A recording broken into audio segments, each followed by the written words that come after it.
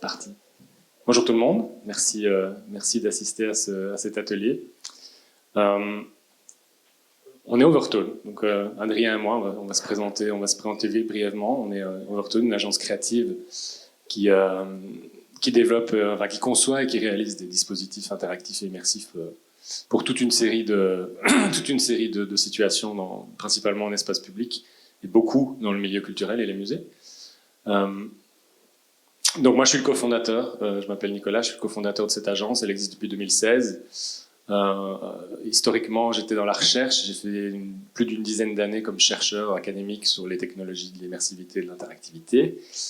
Et un jour on s'est dit avec une collègue, tiens, qu'est-ce qu'on pourrait faire dans la rue, dehors, dans le vrai monde, sortons de notre laboratoire et fondons cette agence, fondons ce projet où on va essayer de rendre les gens un peu plus actifs, de les engager dans des contenus, dans des messages, et pour des clients, entre guillemets, pour des projets concrets en espace public. Et donc c'est comme ça qu'on a fondé Overtone en 2016. Et Adrien nous a rejoint récemment. Adrien est concepteur multimédia. Il est arrivé récemment dans l'équipe et il travaille du coup, si vous êtes dans ces métiers-là aussi, vous savez très bien ce qu'est un concepteur multimédia. Donc voilà, il crée les projets, il les fait naître, il les fait exister ensuite avec l'équipe et avec les clients. Donc voilà, ce projet, cette présentation, je vais peut-être juste encore avancer un tout petit peu pour vous expliquer. Donc voilà, Overtone, concepteur d'exposition, fondé par Joël, qu'on voit sur la photo là, et moi-même en 2015-2016. Et aujourd'hui, on est une équipe de 13 personnes, donc on est un petit studio. On travaille, géré à 80% avec les institutions et musées en France. Les 20% restants étant plutôt en Belgique, puisqu'on est d'origine belge au départ, mais on a beaucoup de projets ici. Et musée, retail, événementiel, parfois aussi dans ce qu'on appelle un terme parapluie qu'on pourrait appeler l'industrie, donc les marques, certains grands comptes, comme on dit dans le métier, par exemple on travaille pour des opérateurs téléphoniques, pour leur showroom, ce genre de choses. Donc voilà, c'est un peu le portrait robot d'Overtone depuis son existence. Et alors cet atelier, on a décidé de le consacrer à l'intelligence artificielle.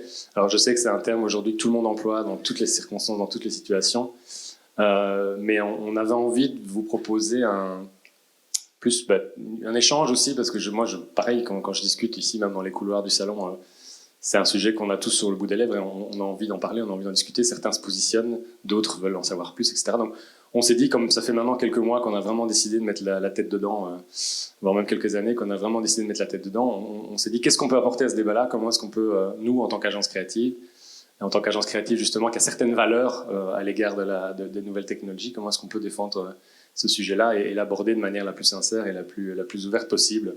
Je vous présente ici quelques éléments plus fondamentaux de notre vision des technologies. L'année passée, dans cette même pièce, j'ai donné un petit exposé, ce qui s'appelait, si je ne m'abuse, réappropriation des nouvelles technologies dans les espaces muséaux, et qui était plus générique, qui était vraiment d'essayer de voir comment avoir cette discussion avec vous de quel peut être l'intérêt, les opportunités, les menaces, les points d'attention des nouvelles technologies dans les espaces culturels. Et j'avais présenté toute une série de choses. Et j'avais déjà présenté ces slides l'an passé, et je veux les ressortir parce que je pense que c'est important, pour nous en tout cas, c'est important de faire le point sur 2-3 éléments qui nous tiennent à cœur. Je vais mettre un petit timer parce que je sais que quand je commence à parler de ça, je peux vite m'emballer. Donc je pense que j'ai jusqu'à 14h15, c'est bien ça? Parce que voilà, je vais essayer de ne pas dépasser. Ce qui est très important pour nous à la base, que ce soit pour l'IA ou pour d'autres technologies, parce qu'en fait Overtone travaille sur toute une série de technologies de l'interactivité, de l'immersion, le tactile, le tracking des personnes, les objets connectés, la réalité augmentée, tout ça. Donc on est vraiment la XR, tous ces termes qu'on entend aussi, on se plonge un peu la tête là-dedans, on essaye d'en faire des choses intéressantes. Mais s'il y a quelque chose qui est vraiment fondamental pour nous à la base par rapport à toutes ces nouvelles technologies, c'est que c'est un moyen et pas une fin en soi. J'ai l'impression qu'on vit dans un écosystème, un milieu où il y a certaines manières de se positionner, de dire moi je suis fournisseur de technologie, et puis il y a les gens qui font des contenus, qui font de la médiation, qui montent les expos, etc. Et nous on a toujours, moi je suis arrivé dans ce milieu-là un peu de manière naïve, parce que je viens pas du tout au départ du milieu des musées. On a fondé ce projet, puis on s'est dit tiens ça peut être intéressant de travailler pour les musées. Mais donc on a toujours eu une approche un peu alternative et naïve de dire nous on est fans de tout ce qui est nouvelles technologies, c'est sûr, mais c'est jamais ça la fin, c'est jamais ça l'objectif final. L'objectif c'est d'évaluer les possibilités, les opportunités des nouvelles technologies pour faire quelque chose d'autre avec. Ça c'est super important pour nous. y compris pour l'intelligence artificielle. Vous allez voir dans la suite de ce qu'on expose ici, c'est jamais la fin en soi que de se dire on va utiliser un élément high-tech, on va utiliser un élément numérique. C'est toujours de dire tiens, qu'est-ce qu'on a pu faire avec, comment est-ce qu'on a pu finalement aller à un endroit où on n'aurait peut-être pas pu aller sans. C'est un peu ça l'enjeu, c'est de se dire on va essayer de découvrir des nouveaux territoires de médiation, des nouveaux territoires d'expérience grâce à ces outils qui émergent, et certains qui naissent, d'autres qui meurent, etc. Donc c'est vraiment la technologie comme un moyen et pas comme une fin. Ce qui va faire sens dans la suite de ce dont on va parler sur l'IA, c'est un deuxième claim qu'on a aussi, qui est de créer du dialogue. On vient quand même fort d'un milieu, en tout cas moi je vois bien aussi avec certains projets qu'on a vraiment, quand je dis espace public, c'est vraiment dans la rue, etc. On a cette logique parfois de broadcast, en fait, de diffuser un message, on veut que les gens reçoivent quelque chose, mais c'est très important, je pense, dans la médiation, de réfléchir à l'engagement, c'est-à-dire de réfléchir à comment les gens peuvent donner aussi quelque chose dans l'expérience qu'ils vivent, et donc vraiment créer un dialogue et créer des espaces pour que les visiteurs, pour que les utilisateurs des dispositifs et des expériences qu'on crée puissent s'exprimer, puissent créer eux-mêmes quelque chose, se sentir acteurs et se sentir engagés dans l'expérience. Donc vraiment le mot-clé dialogue. On le voit ici avec un projet qu'on avait fait il y a quelques années pour le Festival des Lumières de Bruxelles, où les gens pouvaient parler avec une silhouette du passé qui était enregistrée dans le système. Ils pouvaient comme ça échanger, dialoguer par la danse, et ça a fait des choses assez belles.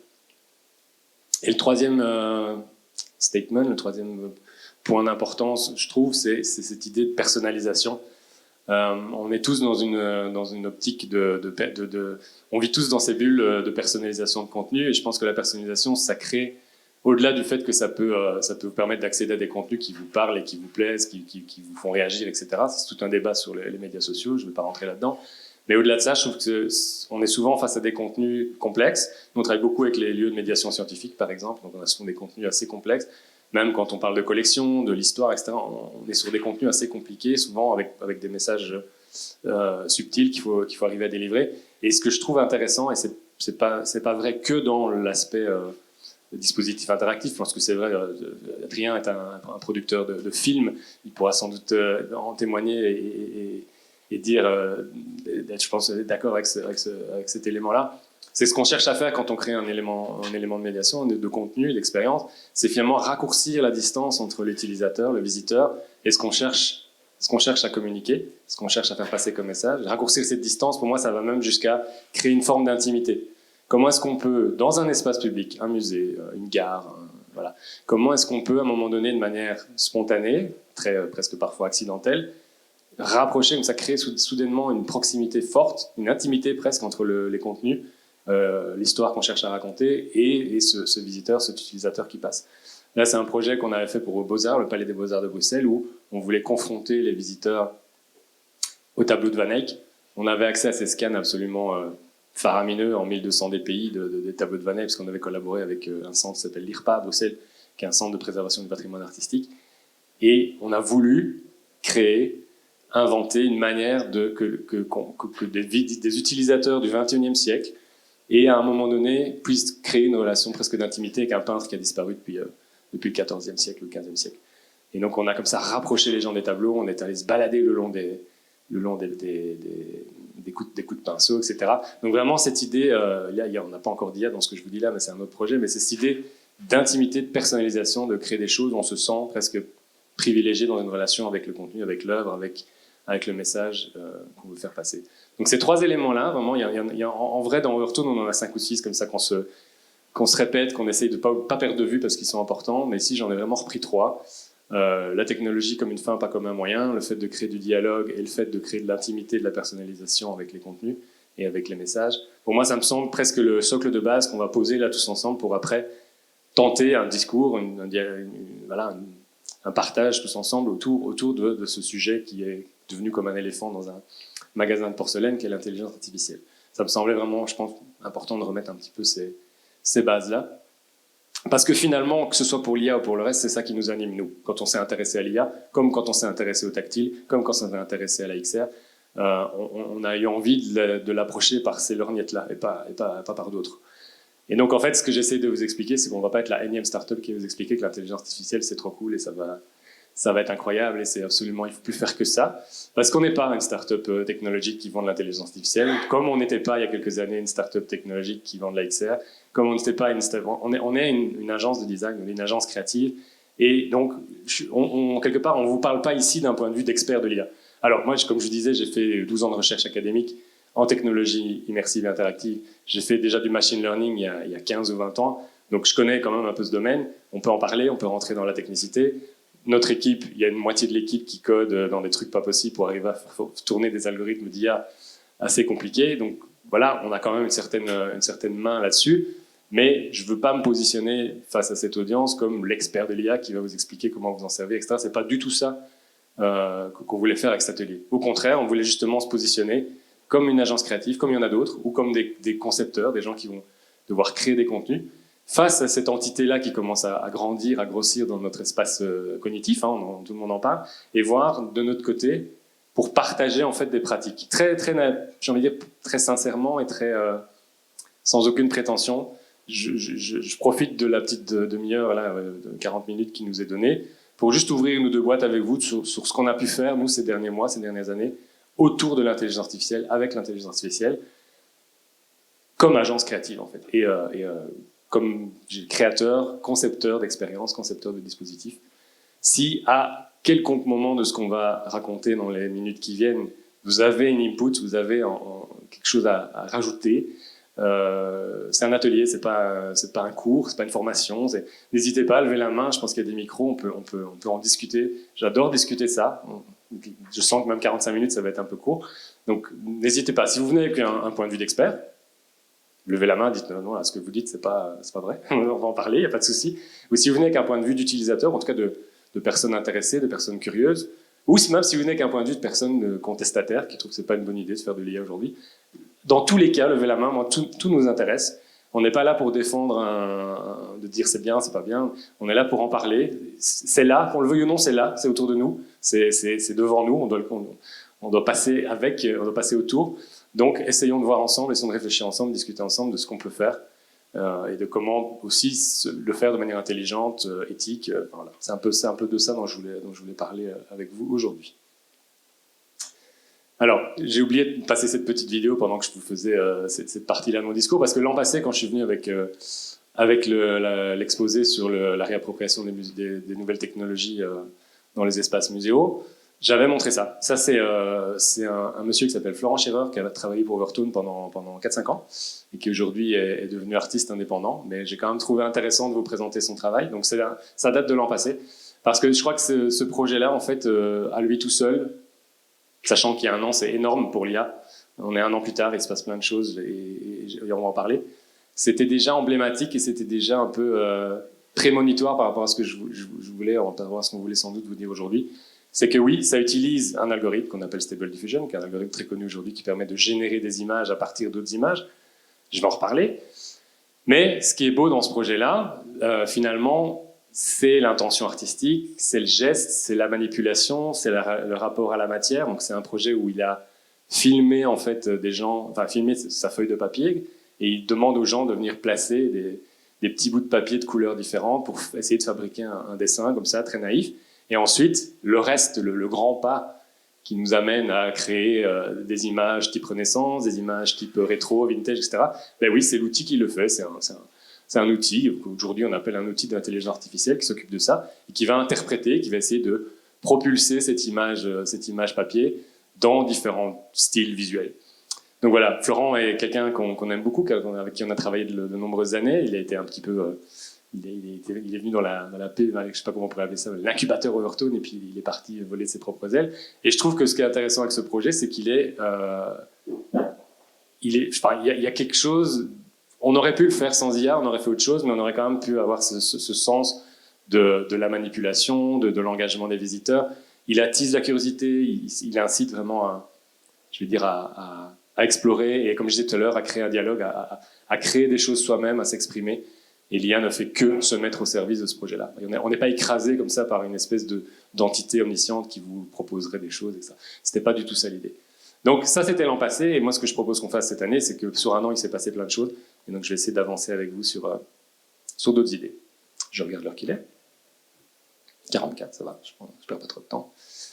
Trois volets dans cet atelier que j'aimerais bien couvrir avec vous, qui sont trois boîtes que j'aimerais bien ouvrir et dont j'aimerais bien discuter avec vous. La première, c'est l'influence de l'IA sur notre processus créatif. Je pense que s'il y a des concepteurs même s'il y a des gens qui font de la programmation, ben, je parle programmation, pas du code, je parle programmation d'expo, c'est des gens qui sont dans des agences, etc. On sait tous que ces nouveaux outils ont entre légèrement et massivement influencé notre processus créatif. Donc j'aimerais juste bien vous ouvrir cette porte-là et vous montrer ce que nous on fait aujourd'hui et qu'on puisse en parler ensemble et pourquoi pas le critiquer, c'est ça l'objectif aussi. Le deuxième point, c'est l'utilisation des langages, des modèles de langage, ce qu'on appelle les LLM, je reviendrai dessus, des grands modèles de langage, comme on dit en français, dans la médiation. Donc comment est-ce que ça peut en fait amener des nouveaux outils, casser certains codes aussi, spontanéiser, je ne sais pas si c'est un terme, mais rendre plus spontané certaines interactions avec des contenus d'archives, des contenus de collection, des contenus scientifiques. Et le troisième point qu'on va aborder, c'est notre pari à nous, en tout cas. Vous pouvez même le découvrir sur notre stand si vous venez tout à l'heure. Notre pari à nous sur l'IA dans l'interactivité elle-même. Donc l'IA temps réel, l'IA comme élément de médiation avec des contenus numériques en direct, en temps réel, dans l'expérience. Bon, premier point. Intelligence artificielle et processus créatif. Donc on a commencé, on était même pas très précurseurs sur le coup, parce que moi je pense qu'on a embarqué dans ChatGPT comme plein de gens, mais pas la version 1, je pense à la version 2. Donc moi j'ai toujours parfois un petit peu j'attends un petit peu de voir et puis on y va. Donc on a commencé à utiliser des outils typiquement comme ChatGPT dans l'agence il y a quelques années. On a petit à petit fait monter la dose et on a diversifié les outils. Donc maintenant c'est vraiment devenu une partie intégrante de notre travail. Et je voulais de nouveau, l'objectif d'ici c'est pas de vous faire la liste complète. Je pourrais vous faire un nuage de mots avec 60 algorithmes d'IA super qu'il faut essayer, machin. Mais on pourra en discuter après si vous voulez. Là, ce que j'aimerais plutôt faire, c'est vous montrer un peu ce que ça permet en tant que créatif de faire, en tout cas pour nous, pour le moment. Et la première chose que je voudrais souligner, c'est que, enfin en tout cas, c'est notre avis, quand on fait du design, selon moi, l'enjeu, c'est souvent d'abord trouver la bonne question avant d'y répondre. Hein. On est souvent en train de réfléchir, on a des projets, on vient nous voir avec des projets d'expo en cours de conception, des projets de dispositifs ou d'expérience ou d'espace en cours de conception, et on est... Enfin voilà, s'il y a d'autres gens qui font ce métier-là dans l'Assemblée, qui n'hésitent pas à s'exprimer, surtout, moi j'ai l'impression qu'une grosse partie du travail, c'est de trouver la bonne question à se poser. Ensuite, la réponse en général vient de manière beaucoup plus logique, parce que c'est assez classique de partir dans une direction, d'être convaincu d'être du bon côté, et puis tout d'un coup de se rendre compte que c'est le sujet du dispositif, le sujet du film dont on est en train de développer, ben, en fait, il n'est pas tout à fait là en pensée, et puis il faut pivoter, il faut pouvoir suivre un petit peu cette tendance-là. Et en fait, je crois que c'est cet élément-là que, en tout cas pour nous, l'utilisation des outils génératifs d'intelligence artificielle, donc génératifs de texte et génératifs d'images, ont le plus influencé. Pour pouvoir vous projeter là-dedans, j'ai juste besoin de faire une micro-définition, même si ce n'est pas le but d'être dans un cours. Mais voilà, selon moi en tout cas, comment on pourrait résumer les deux outils principaux qu'on utilise. Il y a le premier, c'est ce qu'on appelle les Large Language Models en anglais, donc c'est les grands modèles de langue. Donc typiquement, tous les outils à la ChatGPT dérivés, donc ce sont des outils qui, quand vous les voyez, vous tapez du texte comme si vous parliez à quelqu'un, puis il vous répond. On a tous vu ça fonctionner avec une réaction soit sidérée, soit dégoûtée, soit voilà. On a tous eu son positionnement et son opinion par rapport à cet outil-là. Mais ce qu'il faut comprendre, en tout cas de la perspective que moi je peux vous en faire, de non-experts mais de praticiens réguliers, c'est que c'est une interface utilisateur. On est plus proche avec un outil LLM d'un menu déroulant qu'on ne l'est d'un être humain. Si on faisait la distance, si on se mettait un long spectre, et que d'un côté on avait une interface utilisateur cliquable classique, et que de l'autre on avait un être humain, je pense que le ChatGPT il serait au 8e de l'axe de ce côté-là. Donc on est vraiment très très proche d'une interface utilisateur, et beaucoup moins d'un être humain qu'on ne le pense. Donc c'est une interface utilisateur, on se sent que c'est un outil qui permet, dans une interaction qui va être plus naturelle que cliquer avec une souris, mais qui permet en fait de prédire la suite d'une séquence écrite. C'est la seule chose que ça fait le fait très très bien, ça le fait de manière parfois un peu impressionnante, mais c'est la seule fonction d'un LLM, c'est de prédire la suite d'une séquence écrite. Vous écrivez quelque chose, il va questionner un modèle de langue qui est gigantesque, avec des millions et des millions et des millions de pages, il est entraîné sur ces millions et des milliards de pages, et lui il vous répond ce qui semble le plus probable par rapport à ce corpus gigantesque de texte. Donc il n'y a pas, c'est un peu trompeur de parler d'intelligence artificielle, parce qu'il y a le mot intelligence dedans. Je vous rappelle qu'une des définitions, je ne sais plus de qui, de l'intelligence, c'est la capacité à s'adapter. Un LLM ne s'adapte pas. Un LLM revient avec la suite la plus probable qui vient juste après ce que vous lui avez écrit. C'est pour ça que parfois les LM font ce qu'on appelle des hallucinations, parce qu'il n'y a pas de suite probable à ce que vous posez comme question. Vous posez un truc où il n'y a pas de réponse, où la réponse n'existe pas. Par exemple, je pense que c'était quelqu'un a fait le test de demander à ChatGPT à quelle vitesse volent les vaches ou un truc comme ça. Il ne va pas vous dire non, les vaches ne volent pas. Il va vous répondre le truc qui lui semble le plus probable. Et comme c'est absolument improbable, il vous répond une hallucination complète. Il dit oui, elle vole à 14 km/h. Voilà. Donc c'est un peu ça le problème, c'est que c'est juste un prédicteur de texte, mais qui peut être très pratique. Vous allez voir. Et le deuxième outil dont on va parler, évidemment, c'est l'autre, c'est les générateurs d'images. Ce qu'on appelle des modèles de diffusion, un DM, Diffusion Model. C'est aussi une interface utilisateur. Donc pareil, si on se faisait un petit spectre et que d'un côté on avait de nouveau l'interface cliquable avec des boutons et de l'autre côté on avait Leonardo da Vinci, ben on serait très très proche de l'interface cliquable et pas du tout proche de Leonardo da Vinci. Et donc c'est aussi une interface utilisateur qui elle permet de prédire du pixel sur base d'une séquence écrite. Donc c'est exactement la même chose. Vous allez rentrer une séquence écrite, je veux voir un astronaute sur Mars en train de manger des frites, etc. Et ça va injecter ce qu'on appelle ce prompt-là dans du bruit. Le point de départ, c'est du bruit complet. Et petit à petit, ça va filtrer ce bruit sur base de la probabilité que la phrase que vous lui avez entrée soit représentée par... que tel pixel soit cohérent par rapport à la phrase que vous lui avez rentrée. Donc petit à petit, ça élague le bruit pour vous produire cette image. Et donc de nouveau, c'est un outil de prédiction. C'est un outil qui va questionner une base de données juste dont la taille est complètement inimaginable et titanesque. Des terras et des terras et des terras d'images. Et ça vous envoie ce qui semble le plus probable.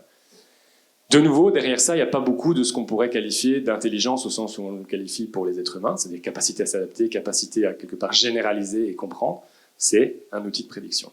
Maintenant, la question que je reformule, si je reviens sur ça, c'est dans ce contexte de se dire que quand on réfléchit à une nouvelle idée, un nouveau concept, un nouveau projet, on est souvent en train de se tromper de question, plutôt que de se tromper de réponse. Comment est-ce que ces deux outils-là, donc comment est-ce qu'un outil de prédiction du texte sur base d'un corpus et comment est-ce qu'un outil de prédiction d'image sur base d'un corpus peuvent nous aider. Et je voulais aussi vous faire une petite parenthèse. Ce qui est très confus en fait avec les outils d'IA, c'est que une fois qu'on a compris que c'est des interfaces utilisateurs et donc c'est plus proche d'un GPS que de Leonardo da Vinci, ce qui est confus en fait c'est l'interface qu'on nous renvoie. Donc en fait de nouveau c'est pas la technologie qui est confuse, c'est ce qu'on en fait et comment on vous la présente. Et c'est vrai que quand on vous présente ça, on a l'impression qu'il y a quelqu'un derrière. C'est fait exprès. Hein. C'est parce qu'on veut vous mettre, vous, dans un état d'esprit de dialogue, parce que c'est comme ça que c'est optimisé.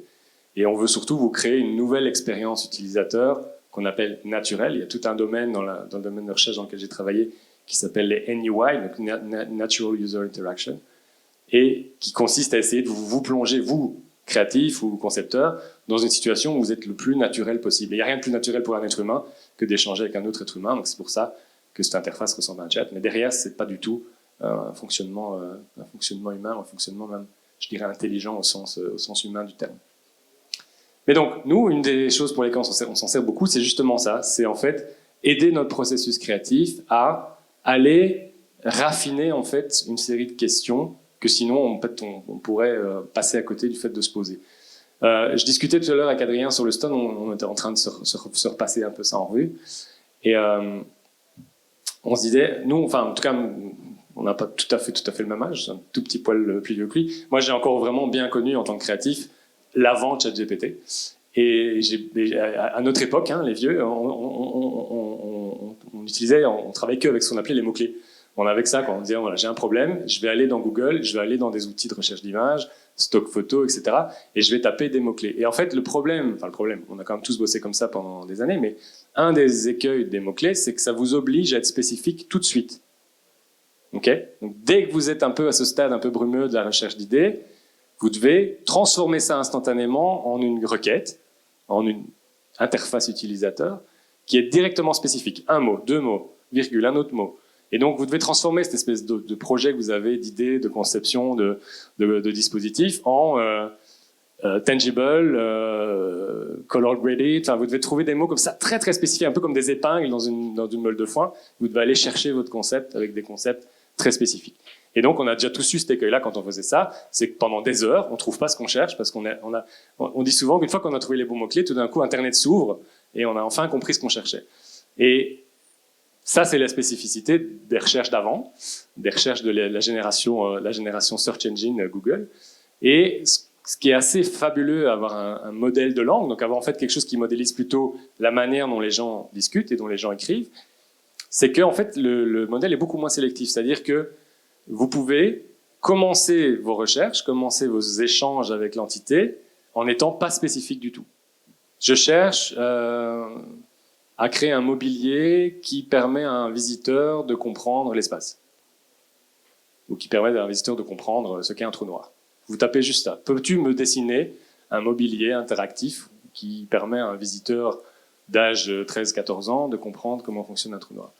Et ce qui va se passer, en fait, c'est que l'outil a quand même besoin de spécificité, parce que, quelque part, il est quand même en train d'essayer de vous cracher une image juste sur base de ce que vous êtes en train de lui dire. Mais plutôt que de vous dire, voilà, je te génère, comme faisaient les outils de mots-clés, 500 images qui ne sont pas tout à fait ce que tu cherches, et puis débrouille-toi, trouve un nouveau mot-clé pour filtrer, il va vous produire une première chose. Et en fait, dans le monde de la recherche que moi j'ai connu avant, il y a dans les mathématiques, il y a un concept de démonstration par l'absurde, qui consiste à dire, à un moment donné, si je cherche à prouver qu'une hypothèse est fausse, je dois, enfin, donc démonstration par l'absurde, c'est si j'arrive à la conclusion en faisant une démonstration logique que l'hypothèse que j'ai posée au départ conduit à une ineptie, ou en tout cas conduit à un contresens, c'est que mon hypothèse de départ est fausse. Il y a une manière en mathématiques, en tout cas en sciences, de prouver que certaines choses sont fausses sur base du fait qu'elles conduisent à des contresens. Il y a des exemples très connus, Galilée avec la chute des corps, etc. Donc, c'est ce qu'on appelle les démonstrations par l'absurde. Et moi, je trouve que les outils de génération d'images et de génération de texte sont des très bonnes aides de production de démonstrations par l'absurde, dans ce sens que si vous n'êtes pas assez spécifique, il va s'empresser de remplir le nom spécifique de n'importe quoi que vous n'avez pas spécifié, et il va vous faire exploser au visage ce que vous n'avez pas encore réfléchi, ce à quoi vous n'avez pas encore réfléchi, et ce que vous n'avez pas encore spécifié dans votre pensée. Donc là, par exemple, c'est même déjà un exemple intéressant parce qu'il m'a pas vraiment fait n'importe quoi. J'avais demandé qu'il me génère un mobilier, ou en tout cas une expérience écran avec un adolescent face à un trou noir, et il m'a proposé plusieurs. Il m'en a proposé une qui est beaucoup plus un peu comme un écran où ça circulaire, et l'autre qui est beaucoup plus comme un écran portrait, un peu comme on pourrait faire un totem, comme celui que vous avez retrouvé sur Notestone. Et j'avais pas moi décidé ça, j'avais pas choisi, je savais pas, j'avais pas spécifié. C'est en regardant cette image que je me suis dit, ah oui, effectivement, il y a plusieurs manières d'envisager ce mobilier, il y a plusieurs manières de le représenter. Je vais plutôt aller d'un côté ou de l'autre. Et à ce moment-là, petit à petit, le prompt, on va dire, la commande que vous exercez, ça c'est pas le retour après une, hein, c'est le retour après 6 ou 7 échanges. Mais les premières images m'ont déjà permis de me dire, ah, en fait, il y a plein de choses que j'ai pas encore bien distillées dans ma réflexion. Donc c'est vraiment un outil entonnoir qui vous permet de spécifier votre pratique et de spécifier votre question. Et donc, en tout cas, en ce qui me concerne, après je te laisserai décrire un petit peu ta manière de fonctionner. En ce qui me concerne, les prompts deviennent de plus en plus longs, avec de plus en plus de détails et de plus en plus de spécificité pour arriver en fait à une image qui représente un peu l'idée qu'on s'était fait au départ. Je sais pas toi, Adri, alors du coup, comment tu utilises ces outils-là dans ton quotidien? Globalement comme toi, mais j'ai aussi une manière plus instinctive de l'utiliser due à mes connaissances en direction photographique. J'aime bien déjà intégrer des nuances de lumière, des nuances de cadrage, etc. Et je trouve ça fou qu'ils puissent déjà retransposer des idées que j'ai directement en images. Et parfois, ça me permet de ne pas devoir prendre ma caméra pour aller faire des tests, mais de déjà avoir des tests qu'ils me proposent et sur lesquels je peux les challenger pour aller plus loin dans ma réflexion, quoi. C'est vrai qu'il y a un truc que j'ai remarqué que certaines personnes ne faisaient pas spécialement avec ces outils-là, c'est qu'ils sont faits pour le dialogue, ils sont faits pour l'échange.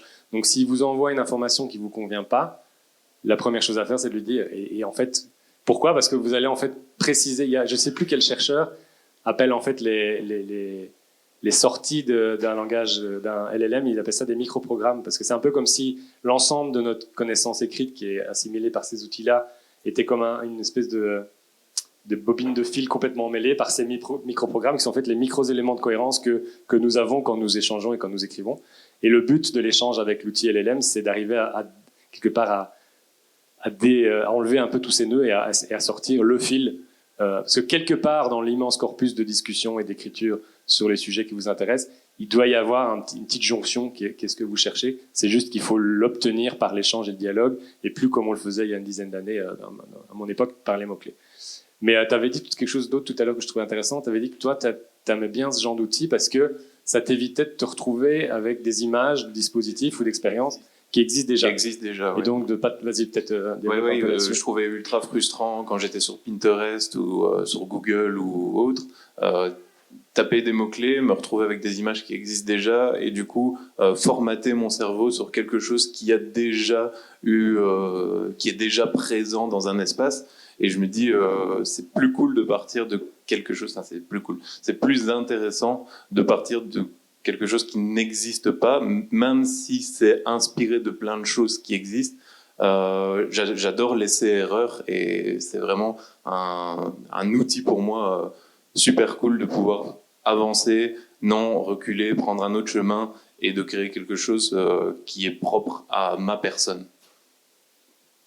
Alors moi, je vais juste peut-être un peu rebondir sur ce qu'Adrien dit, parce que effectivement, moi, je le vois un peu comme une polarisation entre deux choses. C'est super intéressant dans le métier de créatif et de concepteur de découvrir les travaux aboutis tels qu'ils sont d'autres créateurs et d'autres artistes et d'autres agences. Donc ça a de l'intérêt, évidemment, de tomber sur des dispositifs ou des expériences telles quelles, mais ça peut aussi avoir de l'intérêt, et on se rend compte aussi dans les échanges qu'on fait, de tomber un petit peu entre les lignes, quoi, et de se dire, tiens, ça c'est un truc qui n'existe pas, c'est un truc qui a été comme ça produit, sous l'influence de toute une série de choses. Moi, ce que j'aime bien, c'est faire un peu le parallèle entre les deux. En général, quand on essaie de créer des moodboards, maintenant, on essaie d'avoir une espèce d'hybridation entre des choses qui sont vraiment le résultat de création IA, et toute une série quand même d'ancrage, de dispositifs, d'expériences qui ont été faites, d'artistes qui ont créé des choses, parce que c'est un peu plus une approche bibliographique aussi du métier, donc je trouve que les deux sont intéressants. Mais ce qui est déjà arrivé, par exemple, c'est de commencer avec ça, et que ça nous fasse penser à un artiste qu'on n'avait pas mis dans le panier au départ, en se disant mais ça c'est un peu comme Kyle MacDonald en 2019, je vais aller voir son site et je vais aller retrouver, ah oui, cette expérience-là était super. Donc il y a vraiment un dialogue qui peut se faire entre l'existant et l'inventé, même si c'est pas vraiment inventé, c'est juste interpolé, extrapolé. Ça c'est je vous ai vraiment ouvert la boîte de trucs, c'est des résultats de prompting qu'on a fait pour des projets. Donc vous avez ce projet ici avec les trous noirs qui m'a permis de comprendre qu'en portrait c'était quand même pas mal. On a prompté pour créer des objets en impression 3D type pièce à jouer, mais qui représentent ici des bâtiments comme une école par exemple, de dire à quoi pourrait ressembler un objet qu'on pose sur un board game, un jeu de plateau augmenté. On a pu produire ces premiers rendus d'objets, à quoi ressemble une école comme ça sur un socle, des images de paysages, des villes, etc., même des personnages dessinés, et juste la petite touche d'humour pour la fin. On a un projet, alors oui, ça arrive, on nous a demandé à quoi pourrait ressembler un village en feu, mais dessiné en papercut. Ben voilà, on a fait un village en feu en papercut, et donc pour un projet dans lequel il faut parler des incendies, des pompiers, etc., mais pour des enfants très jeunes, on ne voulait pas avoir des images graphiques trop violentes, et donc on est parti sur l'esthétique papercut, et on a pu se prouver un petit peu que, bon, celle-là, elle est encore un peu trop violente, je trouve, mais les suivantes qu'on a eues étaient un peu plus adoucies, et donc mais c'est quand même un challenge de se dire, on va devoir expliquer à des gamins de 5 ans le rôle des pompiers, voir une maison en feu, etc. On voulait pas les impressionner. Du coup, voilà. Je ne sais pas si un jour on aura ça dans un cadre à la maison, l'incendie en papercut, mais c'est intéressant. Je vais laisser maintenant Adrien aussi développer un tout petit peu, je vois que le temps passe, hein, mais développer un tout petit peu sur un projet spécifique qui est celui-ci. Donc on est en train de travailler, alors ça aussi c'est un truc que je trouve intéressant de faire, c'est quand vous êtes sur notre sonne, on peut vous présenter des projets finis, là, qui sont livrés, etc. Mais là, ici, c'est l'occasion de vous montrer des projets qui sont en cours de réalisation. Donc on ouvre un peu la boîte de la conception, on vous montre un peu où on en est. Cité Miroir à Liège, donc c'est un magnifique bâtiment. Dans le sous-sol de ce bâtiment, il y a des anciens abris anti-bombardement qui n'ont jamais servi, mais qui ont été fabriqués, qui ont été créés lorsque le bâtiment a été conçu dans les années 30, pour justement se prémunir de la menace nazie qui montait. Et en fait, aujourd'hui, ils sont en train de rénover ces abris anti-bombardement pour faire un parcours et un espace de sensibilisation aux conflits armés et aux victimes de guerre, etc., etc. Et donc, on a été, nous, choisis pour faire la conception parce qu'en Belgique, on a ce format de conception-réalisation qui est beaucoup plus courant. Donc, conception et réalisation de l'expérience en sous-sol dans les abris. Et donc, on a décidé de développer tout un parcours narratif, interactif dans les abris. Et Adrien va vous parler rapidement de comment il a utilisé l'IA pour développer différents aspects de ce projet. Oui. Pour ce projet, c'était super important de créer une vraie histoire, un storytelling pour embarquer le visiteur au travers de ces expériences ultra traumatisantes. Et pour ce faire, on a besoin d'avoir des personnages qui vont l'accompagner tout au long. Et pour ne pas déjà caster et pour essayer de donner des ambiances, etc., auprès de notre client, j'ai voulu générer des personnages qui pouvaient être ces fameux accompagnants tout au long de l'expérience. Et ces personnages qu'on retrouve ici, c'est un travail de prompt et assez important. Et donc ici, on peut retrouver une dame, un enfant et un couple âgé qui vont nous permettre, suite à la validation du client de ce type de personnage, d'aller chercher des acteurs réels qui vont devoir coller à cette esthétique qu'on a générée ici au travers de l'intelligence artificielle. Et ce qu'il faut comprendre, c'est qu'il y a un peu parfois cette pensée de dire l'IA maintenant c'est une espèce de grosse moulinette, on met trois phrases, on clique sur OK, ça nous génère des trucs. Je veux dire, pour produire ça, j'aurais vu, c'est des heures et des heures de travail, des heures de prompting pour arriver à pas avoir des gens avec des têtes bizarres. Et, enfin, c'est un travail vraiment d'assez longue haleine pour arriver à ce résultat-là. Et d'ailleurs, tu me disais tout à l'heure que ton process créatif, toi, il traverse plusieurs outils d'IA différents. C'est-à-dire que là, on est sur effectivement DALL-E, la dernière version de DALL-E, mais après, tes personnages repassent dans d'autres outils pour de l'upscale, pour tout un tas de trucs comme ça qui permettent de les rendre plus réalistes et plus crédibles pour le client. Tout à fait. C'est ça. Donc en fait, il y a vraiment, c'est ça un des points importants aussi, c'est qu'il y a un peu les arbres qui cachent la forêt dans ce monde-là. Il y a les gros mastodontes que tout le monde connaît, ChatGPT, DALL-E, Midjourney, et puis on a des centaines d'autres derrière qui sont en fait des projets un peu plus boutiques. C'est vraiment ces boutiques technologies, c'est vraiment des trucs beaucoup plus niches, beaucoup spécifiques pour créer des personnages, pour raffiner des personnages, pour upscaler une image, pour rajouter des détails. Donc ça permet, en fait, ça redevient en fait une espèce de savoir-faire créatif que de pouvoir faire voyager son projet dans 5, 6, 7 outils d'IA différents pour arriver à générer ce qu'on cherche. Et donc voilà, par exemple, il y avait cette autre image où on essayait de se représenter ce à quoi pourrait ressembler le fait de sortir de l'abri après un bombardement, qui donne une belle ambiance. On voit un petit peu ça. Nous, ça nous permettait d'un petit peu voir pour les lumières, pour les trucs comme ça. Mais par contre, là, ce qui est ridicule, c'est que c'est un escalier qui descend vers la ville alors qu'on est dans des abris qui sont au sous-sol. Donc vous voyez qu'on n'avait pas encore été assez spécifique. Mais bon, pour se mettre dans l'ambiance, c'était suffisant. Pour l'utilisation des LLM dans la médiation des contenus, deuxième volet. Donc je rappelle, un LLM, c'est une interface utilisateur qui permet de prédire la suite des séquences écrites. Nous, on est en train de travailler sur un autre projet pour le centre minier de Leeuwarden. Je vous fais un petit pitch rapide de ce en quoi ça consiste. Et il y a aujourd'hui dans ce centre un ensemble de mineurs qui sont assez âgés et qui font des visites guidées. Je vous dresse le tableau parce que ça va être intéressant de voir sur quel fil on marche avec ce projet. Parce que vous avez déjà tous maintenant entendu parler, j'imagine, ou certains d'entre vous, pour des personnages historiques, des personnages qui sont décédés il y a des centaines d'années, etc. On commence à refaire des deepfakes, des choses comme ça. On veut les faire revivre pour que les gens soient dans un engagement plus direct avec eux. On a déjà eu ce genre de demande. Nous, à Vortum, on nous appelle en demandant « Tiens, est-ce que vous pouvez me faire un deepfake de Napoléon ?» etc. Ou en tout cas, faire bouger Napoléon dans un tableau quand on lui pose une question, etc. Donc, la réponse, c'est oui, on peut en discuter, etc. Est-ce que c'est vraiment ça que vous voulez, voilà. Mais là, on est sur une situation un peu marrante parce que bon, ces trois vieux monsieur très, très attachants et très, très gentils sont toujours en vie et ont annoncé que l'an prochain, ils arrêtaient les visites.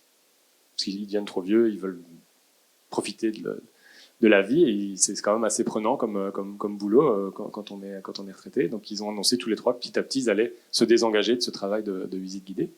Et donc l'intention primaire, l'intention de départ du musée, c'était de se dire comment est-ce qu'on peut perpétuer cette tradition de pouvoir se voir raconter l'histoire des mines. Moi je suis d'une région de la Belgique où il y a énormément d'histoires minières. Là on est dans le nord de la France. Ce projet il me parle à mort par rapport à ça. Et comment est-ce qu'on peut perpétuer, se faire raconter l'histoire des mines par des mineurs, alors que nos trois charmants protagonistes ont décidé qu'ils voulaient passer à autre chose. Et donc, le prémisse du projet, quand on est venu nous voir, c'est est-ce que vous pouvez nous faire un deepfake de Joël, qui est toujours vivant, à qui les enfants vont pouvoir poser des questions, etc., etc. Et là, on a mis un gros coup de frein, on s'est dit, ça c'est trop. Parce qu'autant Napoléon, il y a une distance historique qui fait qu'on peut peut-être se le permettre. Alors, je pose la question, si vous me dites que c'est pas pour vous, c'est pas acceptable, on en parle, mais autant quand on a plusieurs siècles d'histoire, on peut peut-être se permettre de faire rebouger, revivre. On a tous vu la Mona Lisa aussi bouger dans des partages de réseaux sociaux. Je sais que c'est pas un personnage historique, mais voilà, on a tous vu ces trucs-là, ces deepfakes-là. Donc il y a une espèce de distance qui nous permet peut-être, comme créatif, de le faire. Autant quand on parle d'un être humain qui est toujours vivant et qu'on est en train de se poser la question de la préservation de son témoignage quand il ne sera plus là, fabriquer un fantôme nous semblait vraiment un peu limite, un peu creepy, comme on dit en anglais.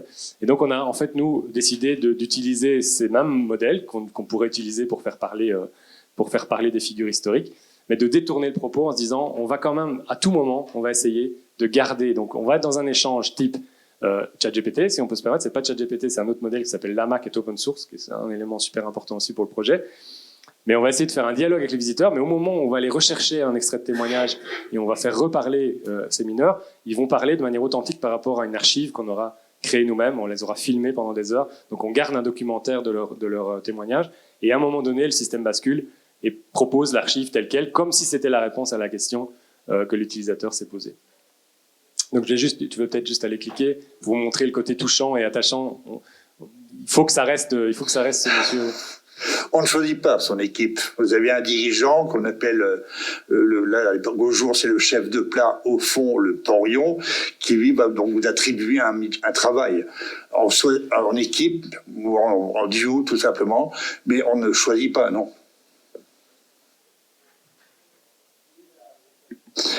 Alors là aussi, tout dépend. Si vous êtes à l'abattage au marteau-piqueur, ce sont bien sûr les bruits marteau-piqueur qui sont quand même assez impressionnants.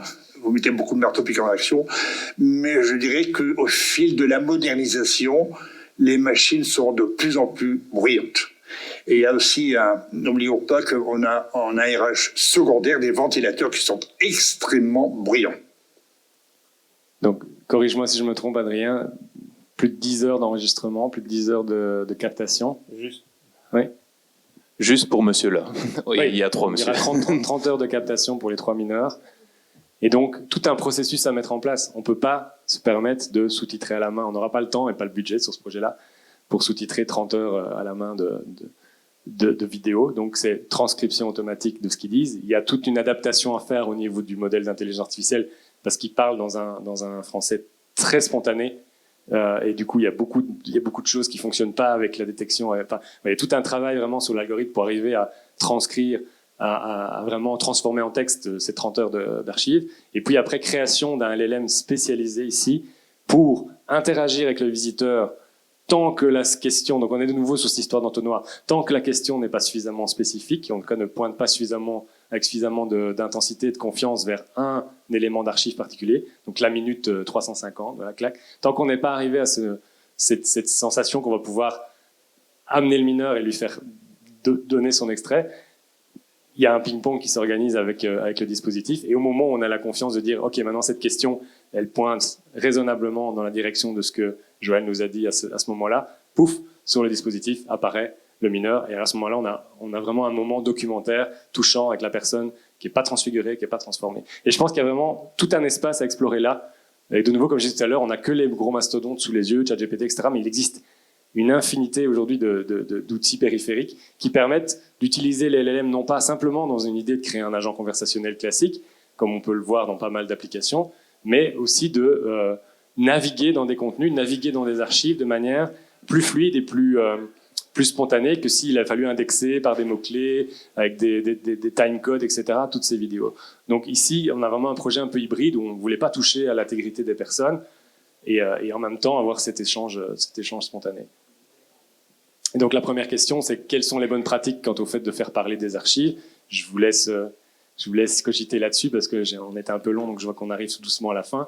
Mais c'est une question moi, que je me pose maintenant régulièrement, tous les jours, quand on travaille sur ces projets. Et la deuxième, j'ai touché un petit mot tout à l'heure, quelles sont les opportunités de ne pas dépendre des plateformes dans le cloud. Donc pas seulement pour des questions d'accès Internet, tout ça, mais qu'est-ce que c'est que de faire un dispositif qui dépend de ChatGPT pour fonctionner ? Si ChatGPT demain migre, change, s'arrête, etc. Donc nous, on a essayé avec ce projet-là, tout est en local, tout est en open source, c'est un modèle qui s'appelle Llama, qui permet vraiment de ne pas avoir besoin d'aller se connecter à des plateformes et des API externes pour faire fonctionner l'agent conversationnel. Dernier point, et je vous promets, je vous libère, notre pari à nous de l'intelligence artificielle en interactivité. Ce qu'on a commencé à faire depuis quelques mois, on a eu la chance d'être soutenu par la région Wallonne, parce qu'on est belge, sur un projet de recherche et développement d'utilisation de l'IA directement dans l'interaction avec les dispositifs. Et donc, on a vraiment une vision qui va dans deux directions par rapport à ça, et je voulais la partager avec vous. N'hésitez pas à passer sur notre stand, il y a un premier prototype qui vous montre un petit peu le fonctionnement de tout ça. Aujourd'hui, nous, 80% de nos outils d'interactivité en espace public sont désormais ce qu'on appelle des outils de vision intelligente. Moi, je viens d'une génération où on mettait des capteurs partout, etc. Overtone a été dans les premières boîtes à faire ce qu'on appelle des Magic Wall. Je ne sais pas si vous connaissez le concept de Magic Wall, ces grands panneaux en bois avec des capteurs qui permettent de faire du déclenchement vidéo mapping.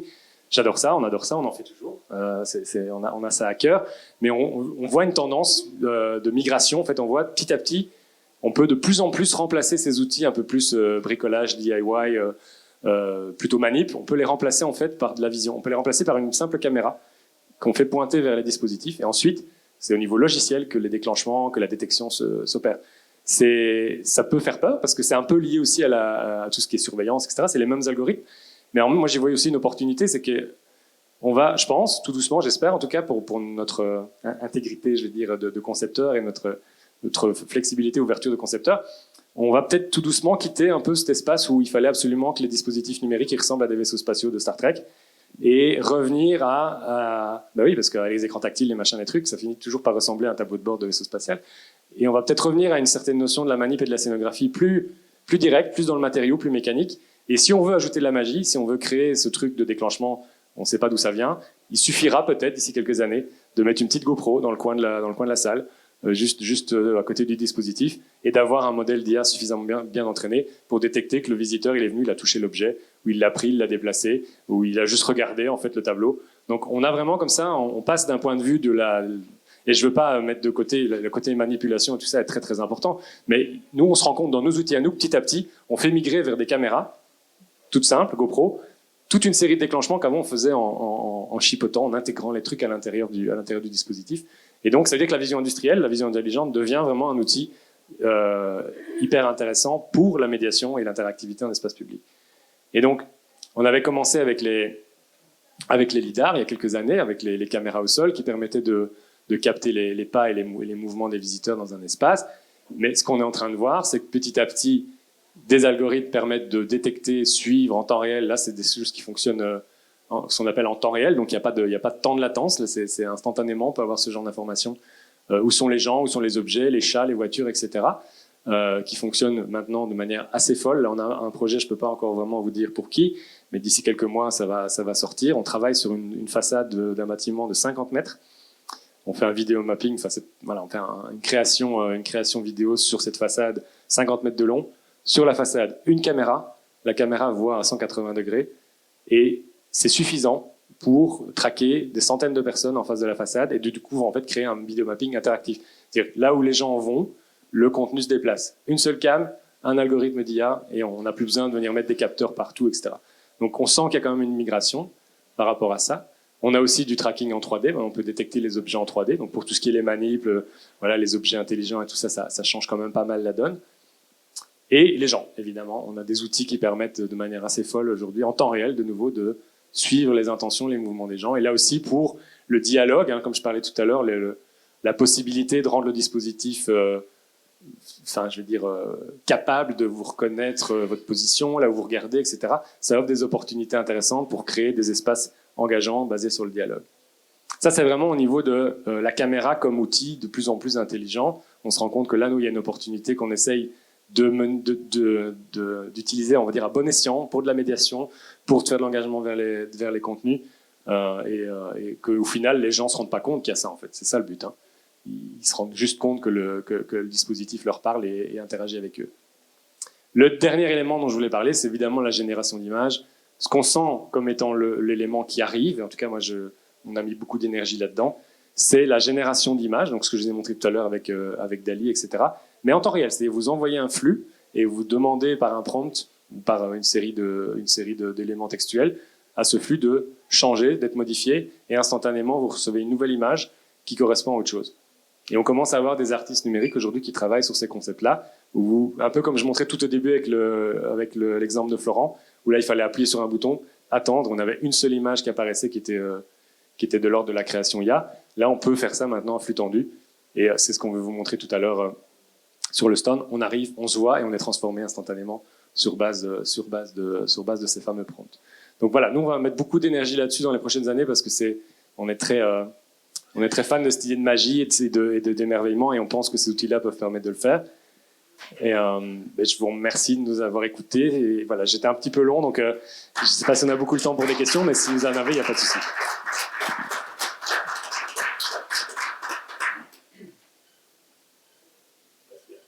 Quelqu'un a une réaction, un commentaire?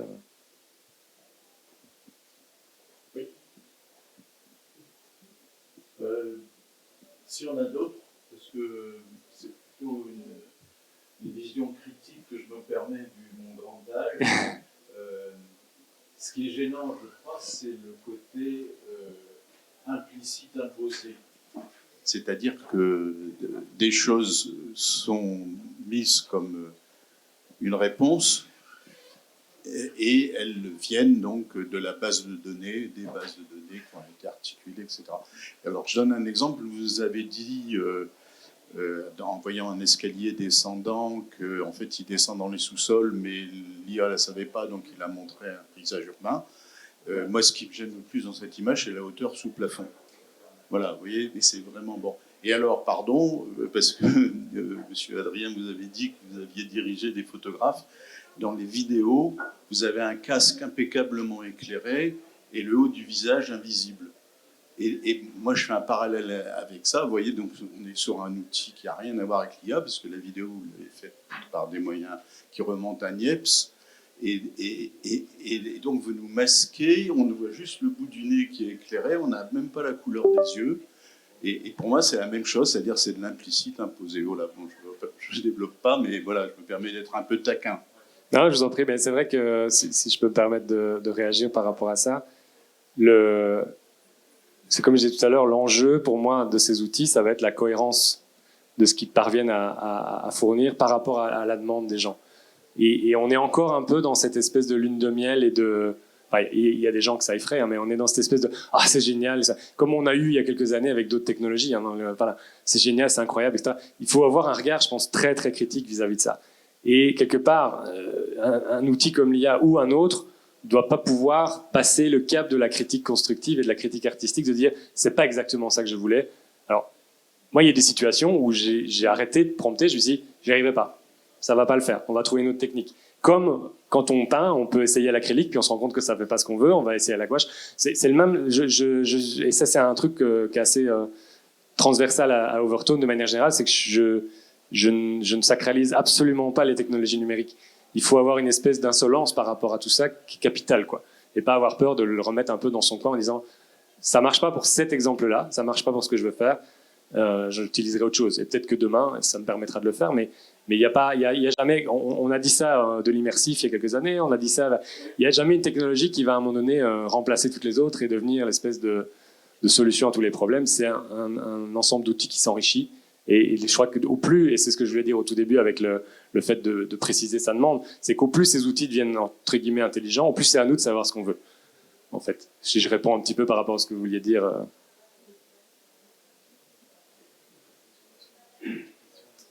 Voilà. Donc n'hésitez pas si vous voulez passer nous voir, on est au stand A9. Voilà. Donc on a du café, des chocolats, je dis ça, je dis rien. Merci beaucoup.